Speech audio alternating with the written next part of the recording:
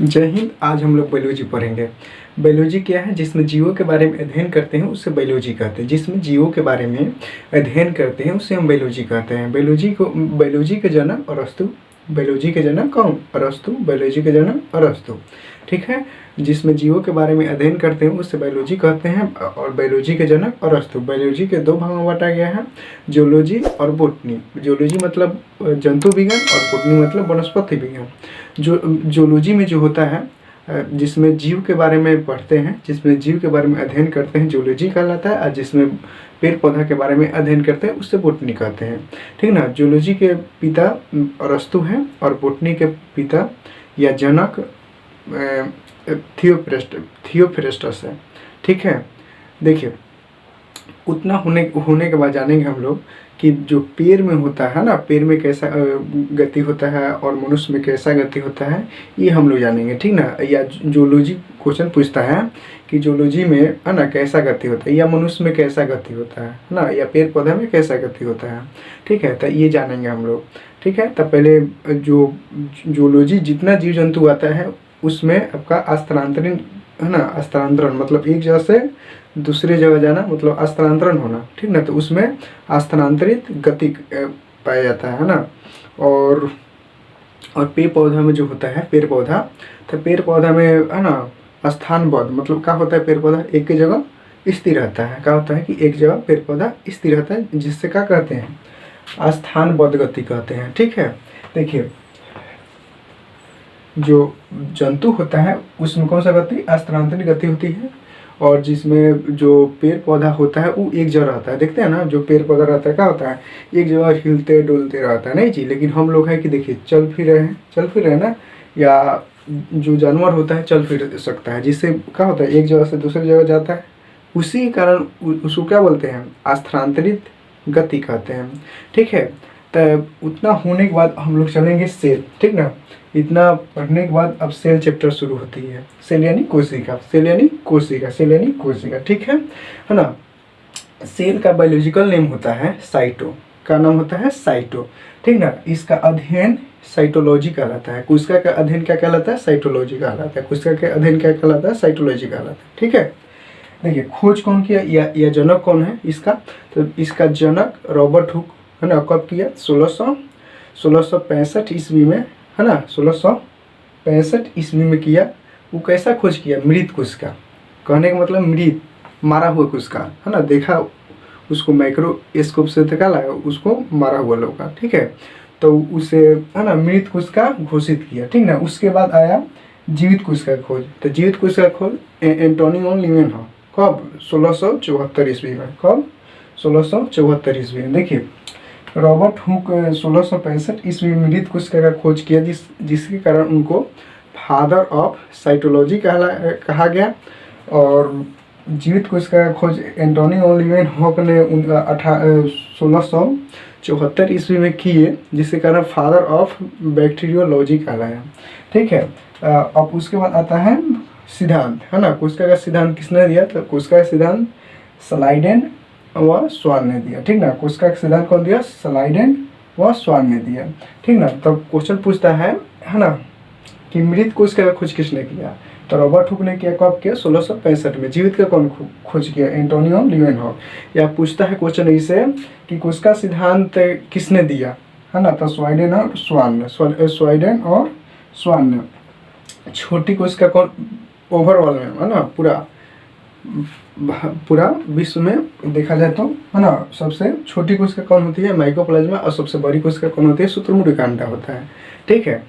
सबसे बड़ी कोशिका कौन होता है? शुतुरमुर्ग का अंडा। और सबसे छोटी कोशिका माइकोप्लाज्मा होता है। ठीक ना। अमृत कोशिका को बोलते हैं, क्या बोलते हैं? नेफ्रोसिस बोलते हैं। क्या बोलते हैं? नेफ्रोसिस है ना। अब बात मानव में आता है। ठीक है। तो मानव में सबसे बड़ा कौन होता है? सबसे छोटा कौन होता है? सबसे लंबा कौन होता है? वो जानेंगे हम लोग। ठीक है। तो सबसे छोटा जानेंगे। सबसे छोटा, तो सबसे मानव में सबसे छोटा जो होता है ना, स्पर्म होता है ना। सबसे छोटा कोशिका कौन होता है? स्पर्म होता है ना। और सबसे बड़ा कोशिका कौन होता है? अंडाणु होता है। जो ये स्पर्म जो है पुरुष में पाया जाता है, और जो अंडाणु है जो मानव औरत में पाया जाता है। जो है ना अंडाणु जो है क्या होता है कि औरत में पाया जाता है, और सबसे लंबी कोशिका जो होती है न्यूरॉन होती है, ठीक ना, ब्रेन होती है, ठीक है, दिमाग, ठीक है। तो पूछे क्वेश्चन कि सबसे बड़ी कोशिका कौन होती है और सबसे छोटी कोशिका कौन होती है, सबसे लंबी कोशिका कौन होती है। तो सबसे छोटी पूछेगा तो क्या कहेंगे, उसे शुक्राणु कहेंगे। और सबसे बड़ी पूछेगा तो क्या कहेंगे, उसे हम कहेंगे, ठीक है, अंडाणु कहेंगे, ठीक है। और सबसे लंबी पूछेगा ना तब ब्रेन कहेंगे, ठीक है, ब्रेन यानी दिमाग कहेंगे, ठीक है। देखिए उसके बाद क्या आता है कि विभाजन रहित। विभाजन कहने का मतलब क्या होता है ना, कोई समझता है विभाजन कहने मतलब एक दूसरे से टूट जाना, ये गलत बात है, ठीक ना, ये ऐसा नहीं होता है, ठीक ना। ऐसा होता है विभाजन कहने का मतलब एक दूसरे से क्या होता है कि मतलब एक दूसरे से क्या करना, टूटना। यहाँ मतलब है ना, मतलब एक है तो एक से बेसी होना, ठीक है, उसी को विभाजन कहते हैं, ठीक है। तो कोशिका विभाजन रहित, ठीक ना, और तेज विभाजन देखेंगे हम लोग, ठीक है। तो विभाजन रहित सबसे कम कोशिका विभाजन जो होता है न्यूरॉन में होता है। सबसे कम कोशिका विभाजन न्यूरॉन में होता है। सबसे अधिक या तेज कोशिका विभाजन किसमें होता है, लीवर या यकृत कहलाता है, उसमें होता है, ठीक है। समझिए इसमें तेज और है ना, तेज और धीमा। देखिए मान चलिए न्यूरॉन दिमाग है, दिमाग में क्या करेंगे, दिमाग जो है ये दिमाग ब्रेन, इसमें क्या होगा कि चोट उठ लग जाएगा तो क्या होगा कि ये फिर से इसमें कोशिका विभाजन हो भी नहीं करेगा, ठीक है। कोशिका विभाजन फिर से नहीं होगा, जिसके कारण क्या होता है कि मनुष्य को है ना पूरा जोर चोट लग जाए दिमाग में, पूरा ब्रेन में अंदर तक चोट चला जाए तो आदमी की मृत्यु हो जाती है, ठीक ना। लेकिन लीवर जो होता है ना, लीवर में क्या होता है, लीवर में मान चलिए चोट भी लग गया है ना, या लीवर को काट के भी निकाल दे रहे हैं, है ना, उसमें, या तो आप अगर चाकू भी लग जा रहा है उसमें, तो उसका वहाँ पे क्या होता है, बहुत तेज़ी से कोशिका का क्या होता है, विभाजन होता है, ठीक है। पूरा कोशिका वहाँ पे तेज़ी से है ना एक दूसरे से विभाजन करते हैं और ज़्यादा हो जाते हैं, ठीक है। देखिए इसीलिए पुलिस सब कहता है, ठीक ना, इसलिए पुलिस कहता है, क्या कहता है कि हेलमेट पहनकर हम लोगों को वाहन चलाना चाहिए, है ना। जो गाड़ी होता है मोटरसाइकिल, वह हेलमेट पहन करके क्या करना चाहिए, चलाना चाहिए। क्योंकि है ना एक बार इसमें चोट लग जाएगा तो आदमी का मरना फिक्स है ना। इसीलिए हम लोगों के सेफ्टी के लिए वो बोलता है, ठीक है। लेकिन संविधान में बताया गया, संविधान 21 अनुच्छेद 21 में बताया गया है कि मानव अपने आप खुद को जान नहीं ले सकता है, ठीक ना।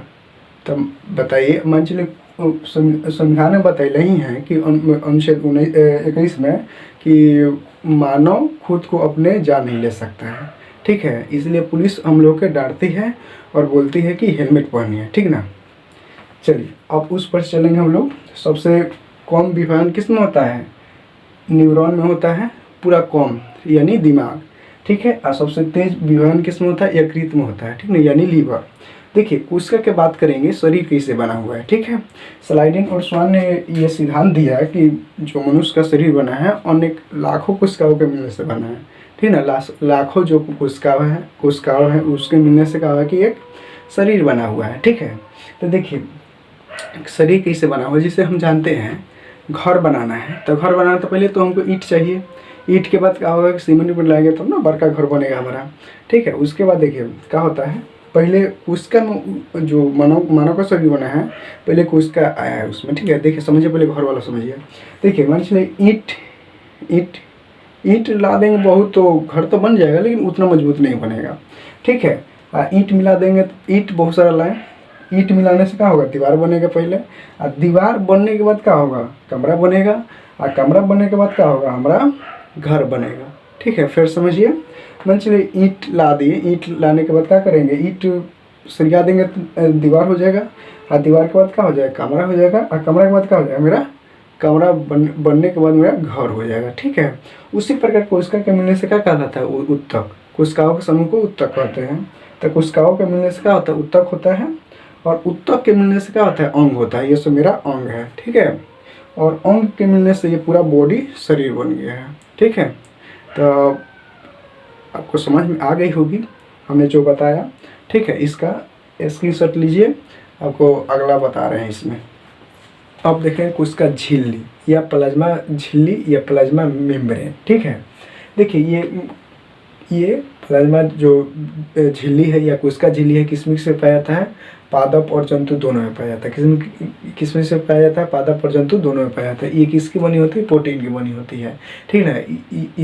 इसी के अंदर सभी चीज़ रहता है, गोल्जी बॉडी हो गया, माइटोकॉन्ड्रिया हो गया, राइबोसोम हो गया, लाइसोसोम हो गया, सभी इसी के अंदर आता है, ठीक ना। ये अर्धपरागम्य झिल्ली होता है, अर्धपरागम्य झिल्ली, ठीक है। झिल्ली कहने का मतलब क्या होता है, झिल्ली कह दे मतलब जिससे क्या हो गया, हवा मच्छरदानी का है एक झिल्ली के जैसा, ठीक ना। हम लोग उसमें रहते हैं तो हवा का होता है, आर पार हो जाता है। तो चलिए उसी से मान लीजिए हम थूक फेंके, थूक का होगा, आर पार नहीं होगा, ठीक है।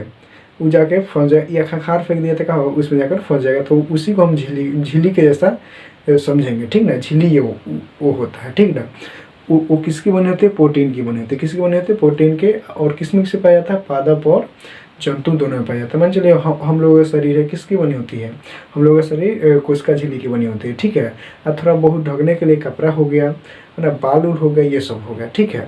अब झिल्ली देखिए, झिल्ली कैसा होता है, ये झिल्ली हो गया, इसी के अंदर सब जो पार्ट पुर्जा है, गोल्जी बॉडी, माइटोकॉन्ड्रिया, ये सब होता है। अब समझते हैं वाल, है ना, कोशिका भित्ति या वाल, है ना जी।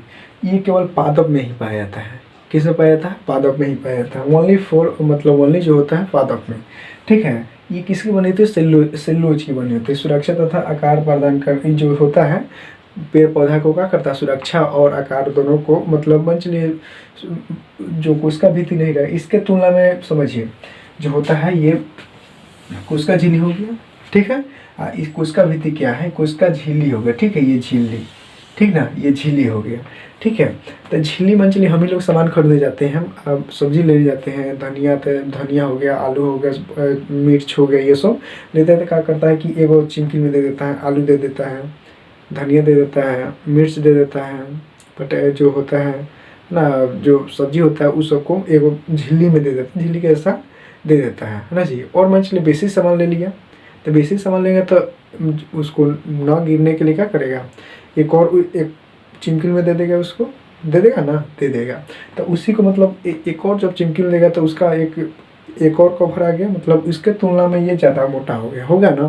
तो उसी को जब मोटा होगा तो मतलब उसी को कोशिका भित्ति कहते हैं। तो कोशिका भित्ति केवल पेड़ पौधा में ही पाया जाता है। देखते हैं पेड़ पौधा का जो छाल होता है मोट होता है, ठीक है। मान चलिए जो पेड़ पौधा होता है ना, पेड़ पौधा जो किसकी बनी होती है, सेल्यूलोज की बनी होती है, ठीक है। तो उसमें झिल्ली जो होता है, ये मान चलिए ये झिल्ली आ गया, इसके ये कोशिका झिल्ली है, ये कोशिका झिल्ली, कोशिका झिल्ली है, ठीक है। कोशिका झिल्ली है। कोशिका भित्ति क्या होता है, देखिए ये कोशिका झिल्ली हो गया, इसके ऊपर जो ये लेयर आएगा, है ना जी, ये ऊपर वाली लेयर, ठीक है ना, समझ रहे होंगे। ऊपर वाली जो लेयर आएगा ये क्या आ जाएगा, कोशिका आपका भित्ति हो जाएगा, कोशिका भित्ति, कोशिका भित्ति, समझे, कोशिका भित्ति हो जाएगा। इसके ऊपर वाले लेयर जो होगा क्या होगा, कोशिका भित्ति होगा। समझ में आया ना। कोशिका भित्ति कहने का मतलब इस कोशिका झिल्ली के तुलना में ये थोड़ा मोटा होता है, ठीक है। समझाया है। सब्जी वाला मान चाहिए सब्जी ज़्यादा देगा तो एक और पॉलीथीन देगा ना रखने के लिए, नहीं तो उसको टांगने तक टूट ही जाएगा, है ना, गिर जाएगा सब्जी सब।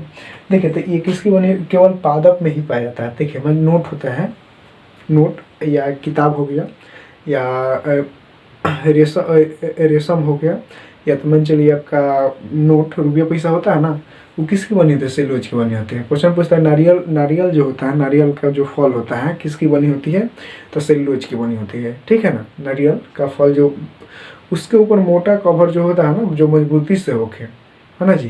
तो क्या होगा, मजबूती से जब रहेगा तो वो क्या होगा कि कोशिका भित्ति होगा, है ना, समझ में आ गई होगी।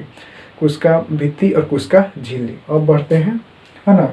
और एक और बात है, कवक की कोशिका भित्ति, है ना, कायरीन कहलाती है। जो कवक की कोशिका भित्ति होती है क्या कहलाती है, कायरीन कहलाती है, ठीक है। इसको स्क्रीनशॉट मार लीजिए, आगे बढ़ते हैं।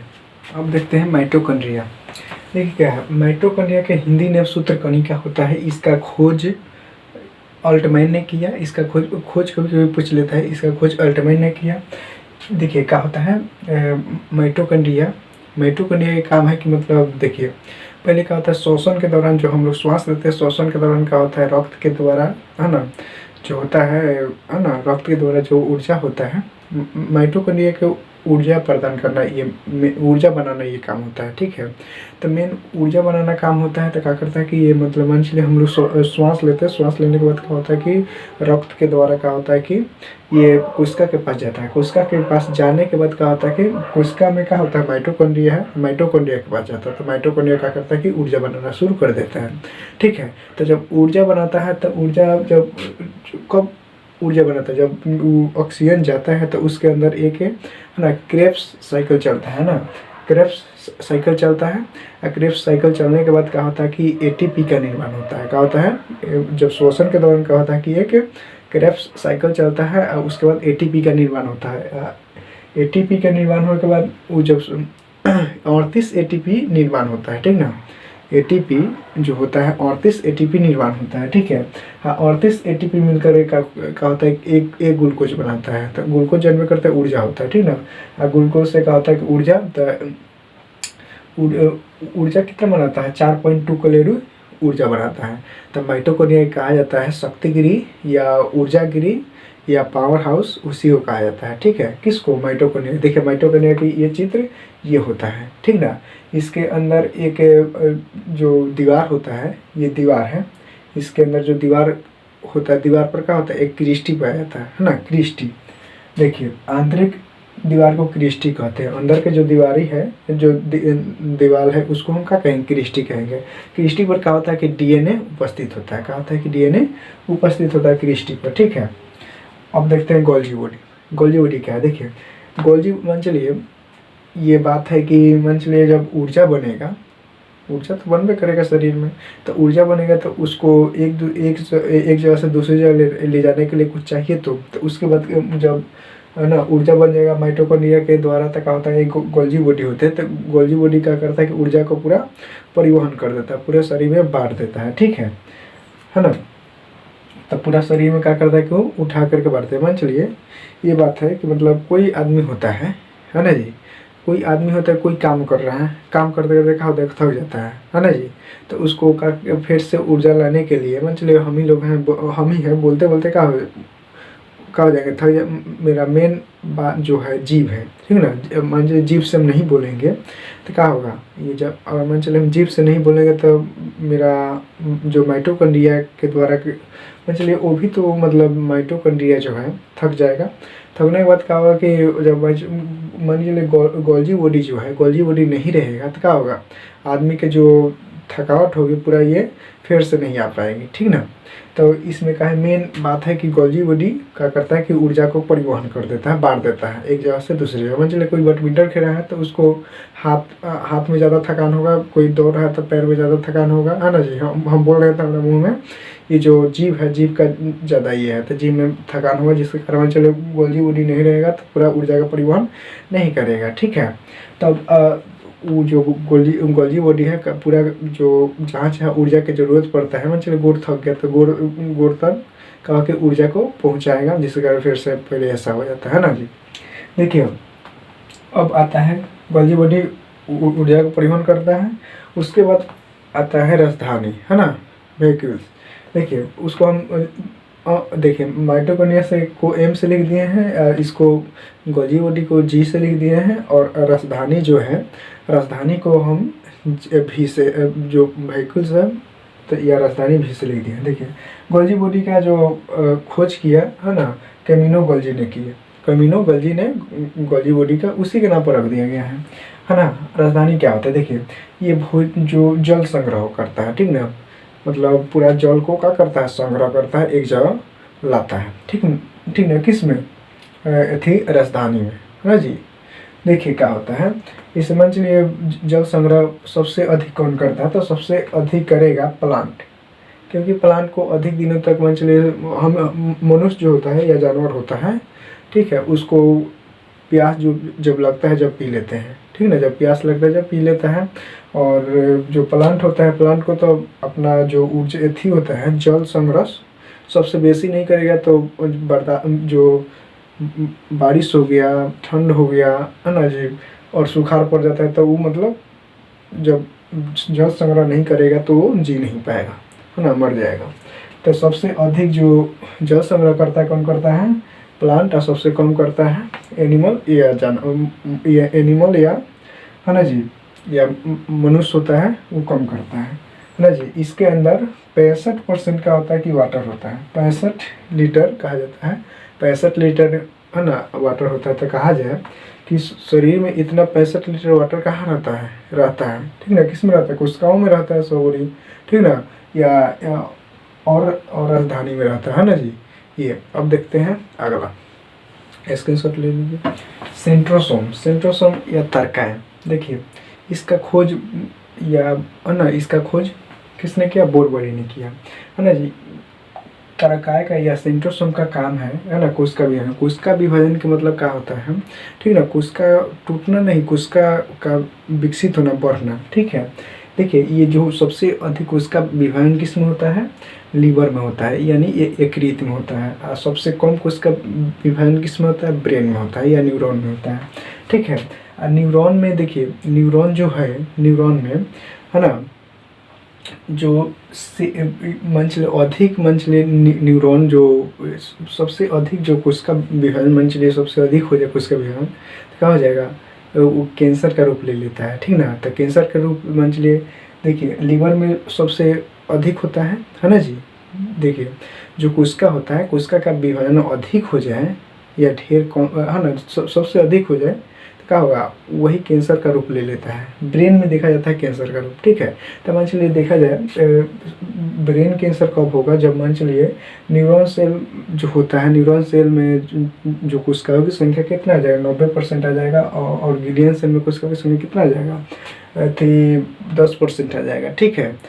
तब इसमें जो ब्रेन में होता है ना, कैंसर का रूप किस में आ जाता है, इसमें गिलियन सेल में आ जाता है, ठीक है। आगे देखते हैं अंतःप्रदावी जालिका या इंडोप्लाज्मिक रेक्टिकुलम। देखिए ये जो है ना जी, ये आंतरिक कंकाल का काम करता है। ये अंदर का कंकाल, जैसे मान चलिए हमारे शरीर में एक हड्डी है, कंकाल के जैसा काम, ये जैसे छत में होता है पिलर होता है ना, उसी प्रकार ये काम करता है, ठीक ना। अगला है आंतरिक सहायता प्रदान करें, अंदर की सहायता को प्रदान करें, ठीक है। देखिए ये जो होता है ना, ये मतलब दो प्रकार का होता है, एक स्मूथ ईयर और दूसरा रफ ईयर, ठीक ना जी। जो स्मूथ ईयर होता है इधर वाला है, और रफ ईयर इधर वाला है, ठीक ना। रफ कहने का मतलब कुछ खुरदुरा होगा, ठीक है। स्मूथ कहने का मतलब चर्बी या मुलायम होगा, चर्बी के साथ मुलायम होता है तो मुलायम हो जाएगा। कौन जो मुलायम होगा, जो क्या है, वसा होगा, ठीक है। ये जो खुरदुरा जो रहेगा क्या आएगा, राइबोसोम होगा, ठीक है।